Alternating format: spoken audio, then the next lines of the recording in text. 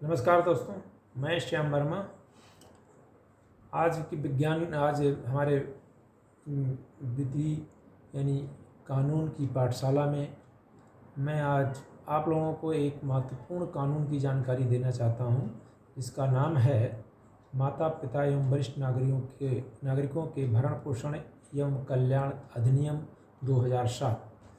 इस अधिनियम के अंतर्गत बहुत ही संक्षिप्त प्रक्रिया के तहत और बिना अधिवक्ता की सहायता से माता पिता एवं वरिष्ठ नागरिक अपने बच्चों से या अपने रिश्तेदारों से, अगर बच्चे नहीं हैं तो रिश्तेदारों से, जो उनकी संपत्ति की के कब्जे में है या जो वारिस होंगे उनके संपत्ति के, उनसे अपने सामान्य जीवन निर्वाह करने के लिए भरण पोषण की राशि प्राप्त कर सकते हैं। और मैं निवेदन करूंगा, अगर आप लोगों ने हमारे चैनल को सब्सक्राइब नहीं किया है तो सब्सक्राइब करने का कष्ट करें और लाइक और शेयर करने का कष्ट करें। तो हम जानते हैं कि इस अधिनियम में क्या प्रावधान है। पहली बात तो यह अधिनियम माता पिता और वरिष्ठ नागरिकों के कल्याण और उनके भरण पोषण के लिए है। माता पिता के साथ साथ उनके दादा दादी भी शामिल हैं। बालकों में जिनकी जिम्मेदारी है वो पुत्र पुत्री और पौत्री भी शामिल है। और जिसके बच्चे नहीं हैं वो ऐसे वरिष्ठ नागरिक हैं जिनकी 60 साल से ऊपर उम्र हो गई और उनके आमदनी का कोई साधन नहीं है, उनके पास कोई संपत्ति नहीं है जिससे वो अपना सामान्य जीवन निर्वहन कर सकें। तो ऐसी स्थिति में उनके रिश्तेदार जो उनकी संपत्ति के कब्जे में हैं या जो उनके वारिस होंगे उनके खिलाफ आवेदन कर सकते हैं। आवेदन सिंपल होगा, जिसमें किसी अधिवक्ता की सहायता की नहीं ली जाती। ये बिना अधिवक्ता के साधारण सा आवेदन पर यह कार्रवाई प्रारंभ की जाती है। और इसके लिए हर ज़िले में हर उपखंड सब डिवीज़न लेवल पर उपखंड अधिकारी को एक अधिकरण नियुक्त किया, अधिकरण के रूप में गठित कर उसका अध्यक्ष बनाया गया है और उनके समक्ष आवेदन आते हैं। और आवेदन का सिंपल तरीका है कि वह व्यक्ति जो माता पिता या वरिष्ठ नागरिक है वह स्वयं आवेदन कर सकता है, या वह अक्षम है शारीरिक रूप से या किसी कारण से, तो वो किसी भी व्यक्ति को वो अधिकृत कर सकता है कि ये हमारी तरफ से आवेदन देंगे। और वरिष्ठ नागरिक की दशा में या माता पिता की दशा में जो समर्थ नहीं है आवेदन पेश करने में फिजिकली या किसी कारण से, तो ऐसी दशा में किसी को अधिकृत करने के साथ साथ एनजीओ जो रजिस्टर्ड हैं वो भी आवेदन कर सकते हैं उनकी तरफ से। आवेदन करने पर अधिकरण का अध्यक्ष जो एसडीओ होगा या उससे वरिष्ठ अधिकारी होगा, वो दूसरे पक्ष को नोटिस देगा। नोटिस का जवाब आने के 90 दिन के भीतर उसका अंतिम निराकरण हो जाएगा और वो पेशी केवल 1 महीने तक के लिए ही आगे बढ़ा सकता है, उससे आगे नहीं बढ़ा सकता। यानी टोटल 90 दिन प्लस 30 दिन और बढ़ा सकता है। इस तरह आप वरिष्ठ नागरिक और माता पिता इस अधिनियम के तहत कम समय में और संक्षिप्त प्रक्रिया के तहत अपना भरण पोषण का अधिकार, अपने देखभाल का अधिकार अपने रिश्तेदारों से और बच्चों से प्राप्त कर सकते हैं।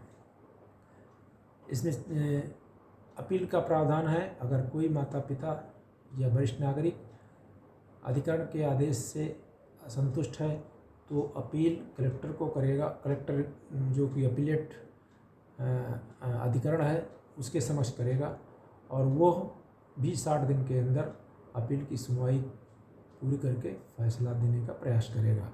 उसमें भी वो अपीलेट अधिकरण दूसरे पक्ष को नोटिस देती है, सुनवाई करती है और फैसला दे देती है। यदि कोई व्यक्ति किसी व्यक्ति के पक्ष में अगर आदेश हो गया, उसके बाद भी उसका पालन नहीं हो रहा है, तो उसके लिए उसको लागू करने के लिए प्रावधान है। अधिकरण उनके खिलाफ वसूली वारंट जारी करेगी और वसूली वारंट निष्पादित होने में कोई कठिनाई है या वो जानबूझकर पालन नहीं करता, वसूली वारंट के बाद भी पैसा जमा नहीं करता, तो उसको 1 महीने के डिफ़ॉल्ट के लिए 1 महीने तक की जेल भेजने की भी प्रावधान है। या मान लिया अनुपातिक रूप से आधा पैसा जमा कर दिया, आधा बाकी है, तो उस अनुसार 15 दिन तक जेल में भेजा जा सकता है। 1 महीने या 15 दिन के डिफ़ॉल्ट के लिए 15 दिन के डिफ़ॉल्ट के लिए 15 दिन, 1 महीने का डिफ़ॉल्ट है तो 30 दिन तक जेल भी भेजा जा सकता है। इसके अलावा अगर भरण पोषण अदा करने का जो आदेश दिया गया है उसमें कोई परिस्थितियां परिवर्तित हो जाती हैं, मान लिया इनकम कम ज़्यादा हो जाती है, मान लिया जिसके खिलाफ आदेश हुआ उसकी आमदनी बढ़ जाती है, तो उसको परिवर्तित करने का भी आदेश है और भरण पोषण की राशि बढ़ाई भी जा सकती है।